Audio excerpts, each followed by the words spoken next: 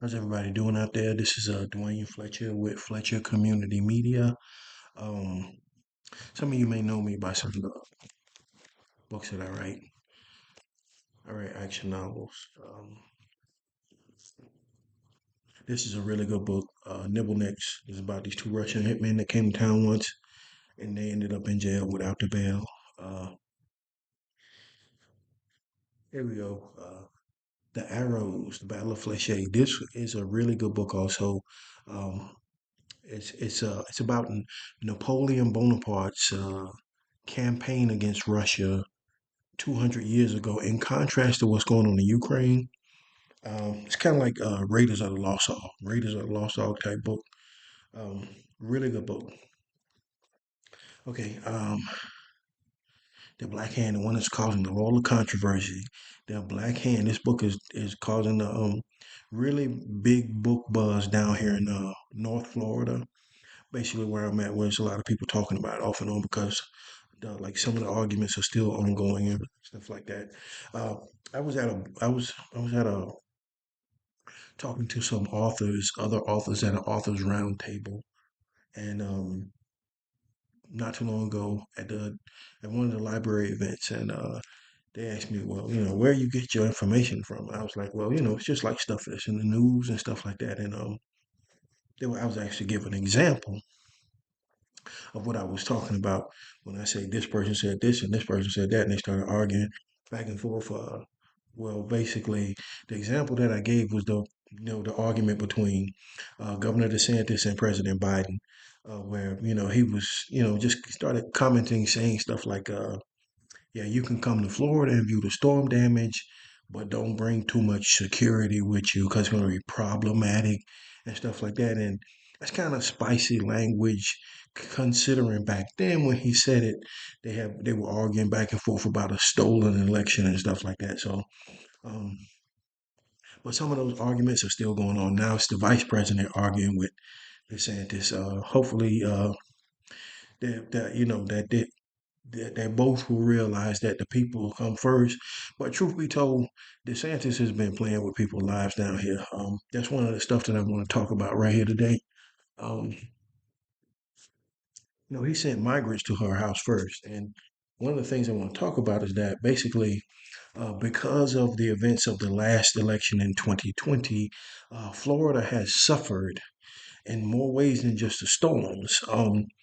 Florida is lacking some infrastructure because basically all of the politicians and well, I'm not going to say all of them, but a lot of the politicians in Florida have been basically um, doing things that they could try to so they could try to get the Democrats back for stealing the election and stuff like that. That's what uh, the lion's share of their legislation is coming from. Florida is like heavy duty Republican state.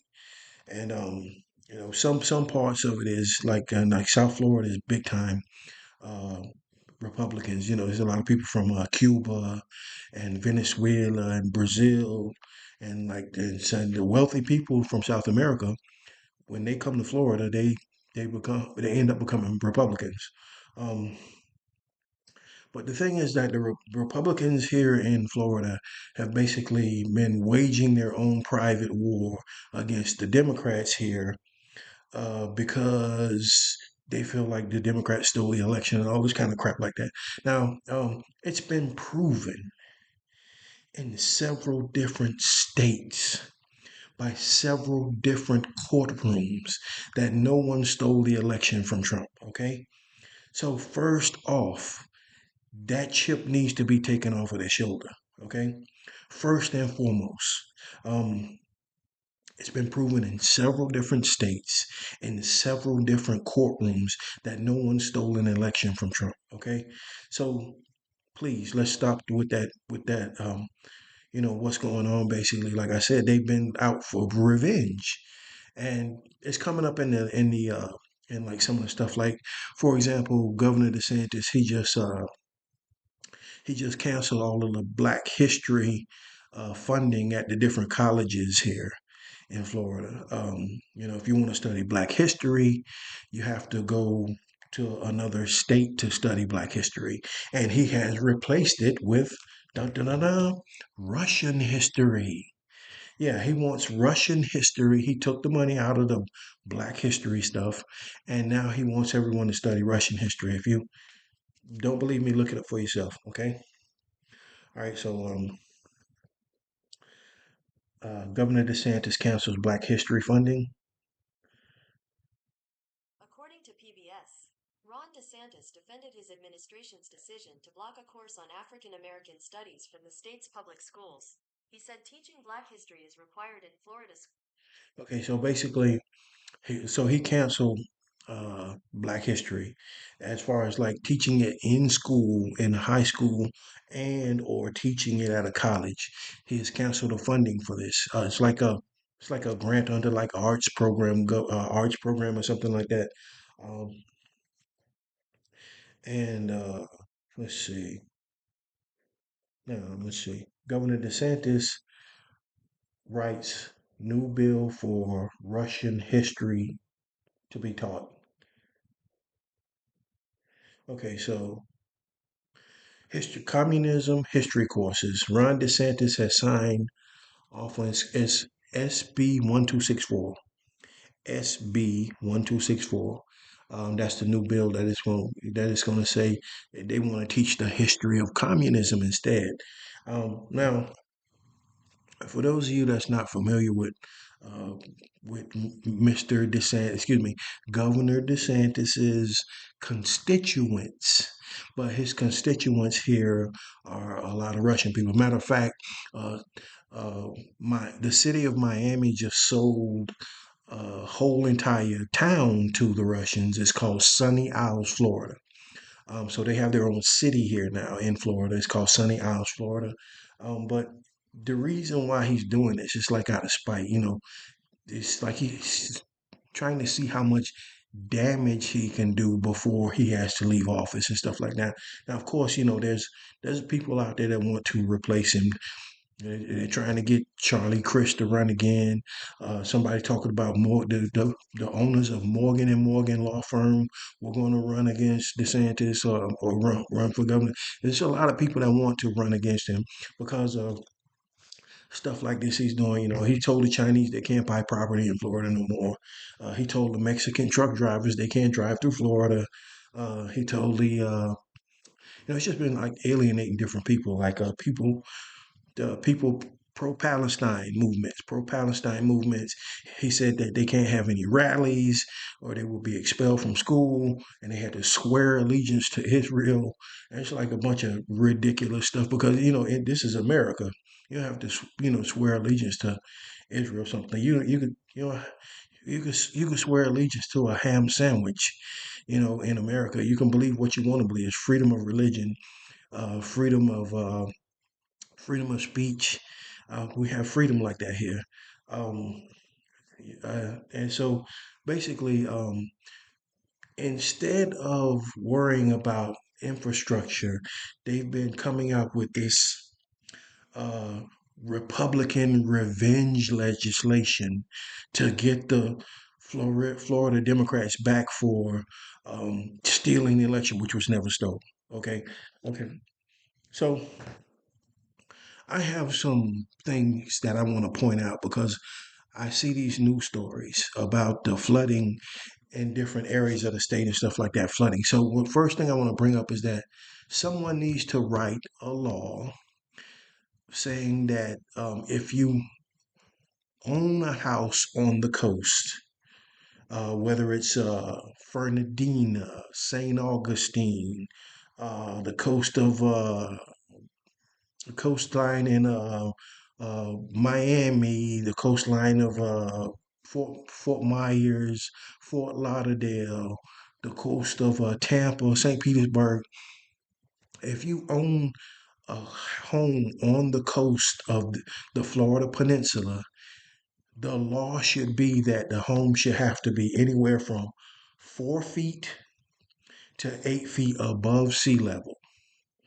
Any new building should be built that high. Because they keep, there's like get on these television airwaves with these sob stories about people that have been flooded out. There's no legislation coming because they can't wait because Ron DeSantis he can't wait for the storm to go so he can start slinging insults again at Biden and Harris. He can't wait for the storm to go so he can start slinging and talk about how much they didn't help him.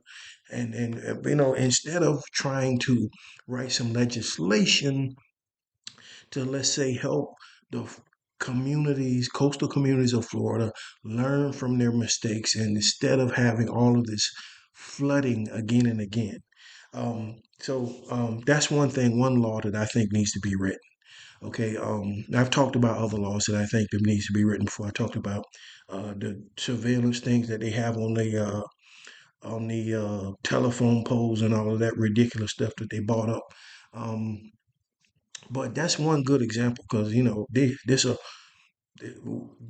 Florida was just hit with two storms back to back, and there's people who lost everything twice in the matter of 2 weeks. There's people who lost everything twice in the matter of 2 weeks, if that's possible. Somebody say, how can you lose everything twice in 2 weeks? But they got hit by two storms now, and there's people who have these homes flooded out and stuff like that. But the bottom line is that the new law that should be passed is that if you own property on the coast in Florida, your property, any dwelling, hotel, home, condominium, townhouse, it has to be built 4 to 8 feet above the ground, including the garage. It's been done. That, of course, that's going to make the home about 4 stories tall. Of course, that will make your home possibly 3 to 4 stories tall. Um, However, it can be done. There's people that are already doing it. There's people that are already doing it. There's a lot of homes that are elevated. If your home is not off the ground, there should be possibly a FEMA grant to help raise your home 4 feet off the ground, 6 feet off the ground, 8 feet off the ground. There should be a FEMA grant, okay, to help raise your home, okay? So that way you don't have people talking about flooding and stuff like that all the time, because what's going to happen is eventually an insurance company is going to say, again, and they're going to stop offering homeowners insurance, which is going to make your purchase of a home and ownership of a home very, very difficult. Very, very difficult. That's what's basically going to happen. So um, let's stop hurling. Because that's what basically they've been coming up with all of this revenge. Revenge legislation trying to get back at the Democrats and stuff for the election that was never stolen instead of thinking about infrastructure.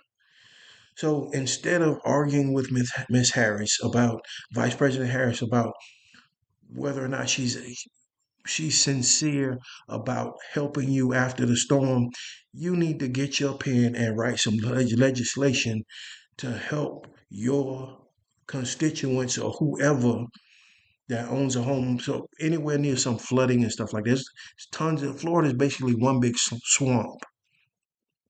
Florida is like basically one big swamp. So a lot of the land has what they call soft shoulders. Soft shoulders. So there's flooding in more than just the coastlines. There's flooding along the St. Johns River. St. Johns River stretches from like Jacksonville all the way down to like Orlando or something like that. So there's flooding along the St. Johns River and stuff like that, and different, but this is what needs to be done instead of trying to argue back and forth because you started it when you sent those uh, busloads of migrants to her house, and she didn't send any busloads of migrants to your house, so you started it, and you were the one playing with people's lives. So let's get past that. But all right. Now, what else I want to talk about? I want to say congratulations to SpaceX. Okay, I want to say congratulations to SpaceX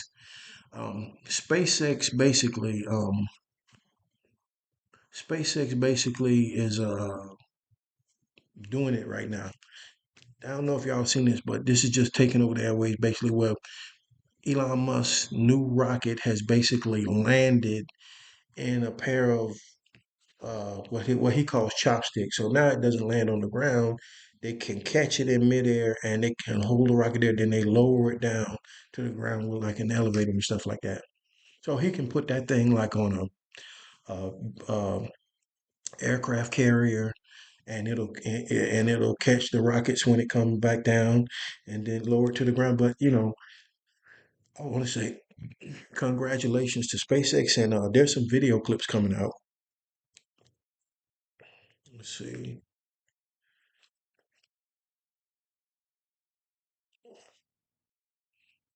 Um, let's see. SpaceX.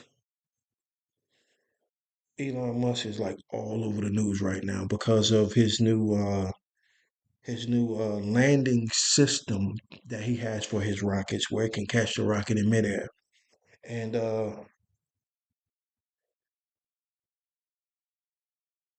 first off, I want to say, like I said, congratulations. But I noticed another story that came up when all this was going on. Uh, you know, one there was this YouTuber. This guy, he films like YouTube videos. He films YouTube videos, and he basically was asking questions. He was allowed to interview Elon Musk and was asking questions, and he made him think. And I was just saying, well, I talked about this before. I have one of my uncles used to work for NASA. Um, many many years ago, one of my uncles used to work for. I think he worked after like 23 years before he retired. And still to this day, I had to go live with him one time. A long time ago, I had to go live with him back when I was like about 20 years old, something like that. I had to go live with him.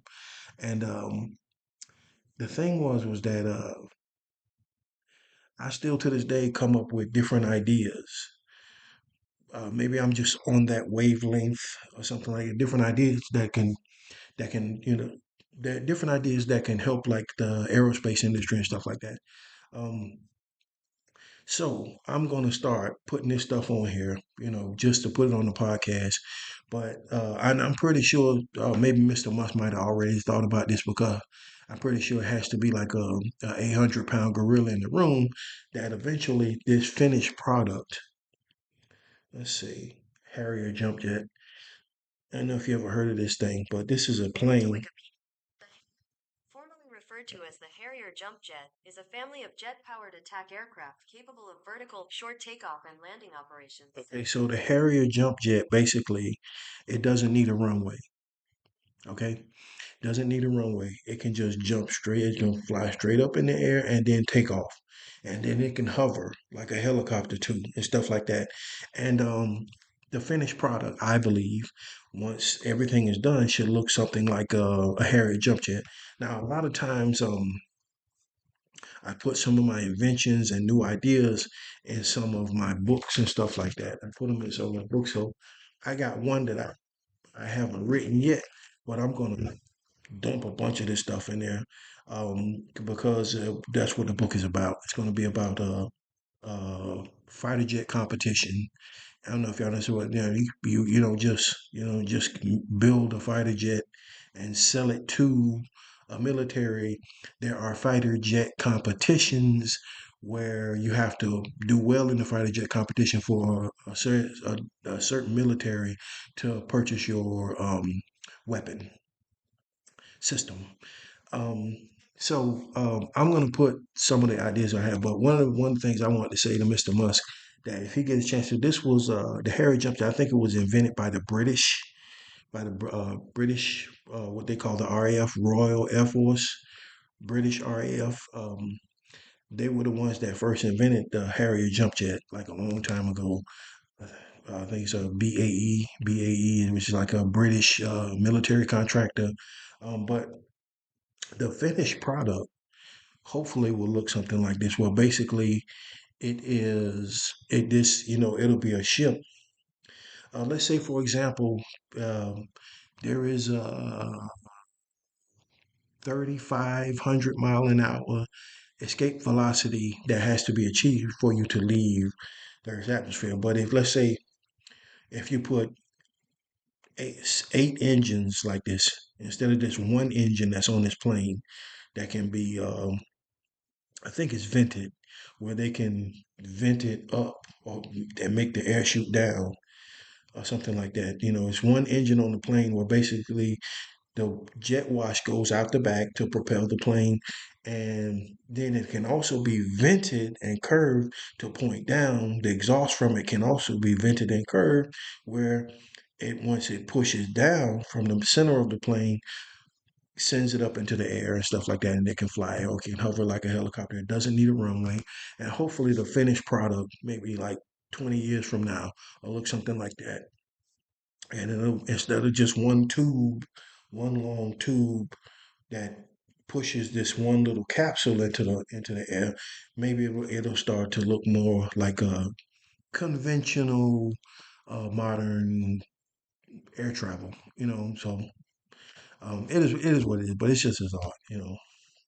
I got tons of ideas and stuff, and that's one of the reasons why I was trying to apply for this other job. But the thing is, I want to talk about that too because there's some other stuff that I just found out. So I want to get an update on this other story that I filmed the other day. Okay, I was talking about conflict diamonds and stuff like that, and I was being harassed by a group of telemarketers from India. Um, Apparently, possibly because they lost their jobs, polishing and cutting diamonds for the Russians. Some of my podcast material may or may not have been taken very seriously, but the thing is that basically, I think I figured out something else. Okay, so all of a sudden, these telemarketers from India is like harassing me or whatever. So I'm trying to figure out why and who they are. I've talked with the people at T-Mobile. Like I said before, I've talked with the people at the Fletcher Building in Tallahassee once before, when something like this was happening before. Um, and but now I'm doing a little research here, and I realized a few things. So I think this has something to do with the election that's coming up. Possibly, I'm not saying that's what it is, but I'm saying that possibly could have. Because when I was looking this up, I learned about the Kimberley process and all of this stuff, and I learned about and the city of Antwerp in Belgium, which is in the city of Surat in India, that basically handles all these diamonds and stuff like that. And let me take my glasses out so I can look at this. But one thing I noticed was that basically,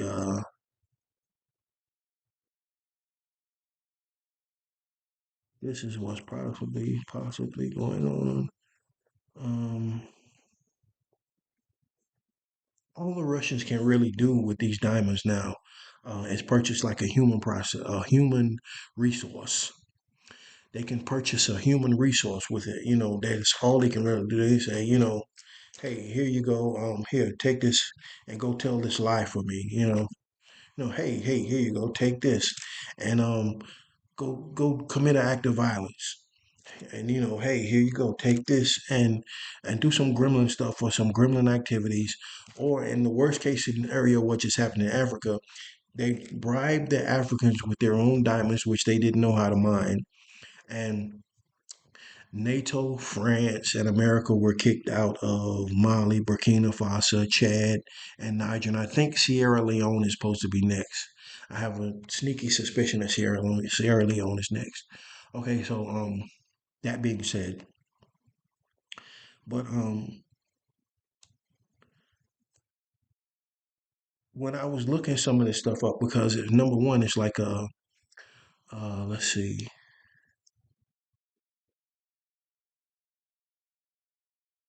Surat, India, which is supposed to be their diamond cutting and polishing capital, and uh, Antwerp, Belgium, both claim to have 80% of the world's rough diamonds. How is that possible? You know, think about it. I'm not that good with math, else I would have been possibly a rocket scientist like my uncle, or maybe a doctor or something like that. Or, but the thing is that Antwerp, Belgium. I'm going by what one of the tour guides was saying on one of the videos I watched. I watched some videos about the history of the city and stuff like that, and the history of the giants with the big hands that they cut the giant's hand off and threw it in the river and stuff. They have very interesting history over in Belgium, and it's like folklore, old folklore over there. And but Surat, India, and Antwerp, Belgium, they both claim to have 80% of the world's rough diamonds in their process, where basically they're both cutting. So I don't think that's possible, number one, but maybe not. Neither one of them's, selling. It's like Coca-Cola and Pepsi saying that they got the best soda. Coca-Cola says they got the best soda. Says they got the best soda, but it's probably what I believe has happened here is that because of the sanctions against the Russian diamond makers now, the diamond miners now, Surat has become a new underground city like Antwerp, where basically Antwerp basically sells the diamonds. They cut, they polish, they sell the diamonds, stuff like that. Um, uh, and there's something else that I believe is going to happen because of this. So, because of the sanctions, the people in India probably have created their own new version of, sanctions really started hitting them um, when they invaded Ukraine. So now it looks like that's where India. So um, I'm having trouble finding this. Yeah, it's in my notes.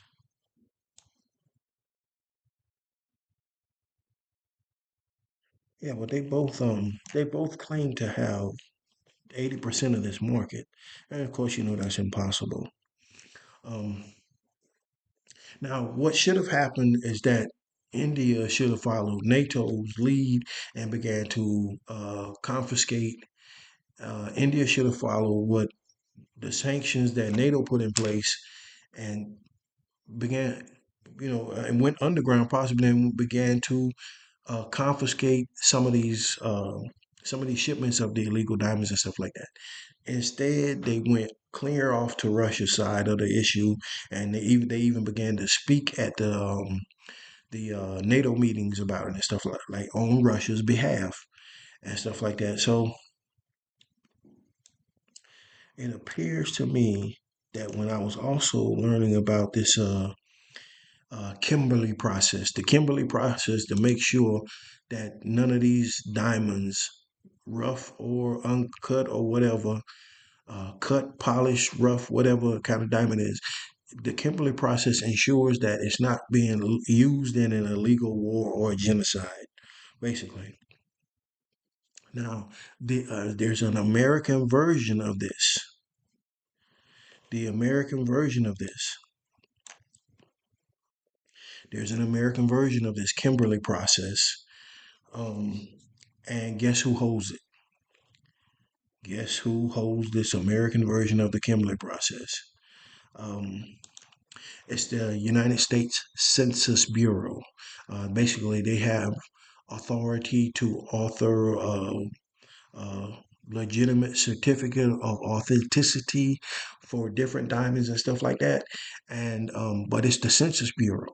So when I start, as you know, I'm a conspiracy theory guy. I like conspiracy theories, and put two and two together sometimes, and sometimes it adds up to four, and sometimes it might not be enough. Sometimes it might my two and two might add up to two or three. Sometimes it's not enough to prove anything. Sometimes it's exactly what I'm talking about, and more often than not, like I said, I in one book, the different books that I write and stuff like that. Uh, 5 years after I wrote Fox Hunt, 5 years after I wrote Fox Hunt, the feds ended up raiding the same building that I was talking about in the book. Yeah, believe it or not. And so sometimes it's exactly what's going on. Sometimes it's not really enough to prove anything, but it looks like if there something happens this time with the 2024 election, it's going to have to do with the Census Bureau, possibly. It might possibly have something to do with something going on. Maybe somebody took a bribe or something. But because I definitely been receiving harassing phone calls. Ask me. You don't believe me? You can ask T-Mobile because I went and talked to them a couple of different times about the harassing phone calls I was getting and stuff like that. So, but I think it possibly has something to do with the Census Bureau because place that we were arguing about the job offer just happens to be, guess where? It's right next door to where they house the voting machines here in Jacksonville. So um, there may be something going on, may not be something going on. But I just want to, update the story that I had because um, it makes for very interesting material and stuff like that. And basically, uh, I think possibly that, like I said, I would imagine, I'm not saying that this is what's going on. I'm not saying this is what's going on, but there's certain things, winds blowing that way, and certain other objects pointing that way. But um, I would imagine how this process works is that like maybe like whatever good or service that's coming to America that's exported from India possibly has said illegal shipments in it and stuff like that. It could be anybody. It could be FedEx. It could be UPS. I'm not saying it's FedEx. I'm not saying it's UPS. I'm not saying you need to give Jeff Bezos a cavity check. I'm not saying you probably need to give Jeff Bezos a cavity check. I'm not saying it's Amazon. Um, I'm just saying that that's probably how it's getting over here, if that's what's happening, because it appears that for some reason, like I said, I don't know why. Maybe I'm just so popular that they just had to wanted to harass me or something like that. But it happened, and it was very disturbing that my phone kept going off like that. So I had to talk to T-Mobile about it and stuff like that. But anyway, that's all I had to say today. So if y'all get a chance to check out some of my books, The Black Hand,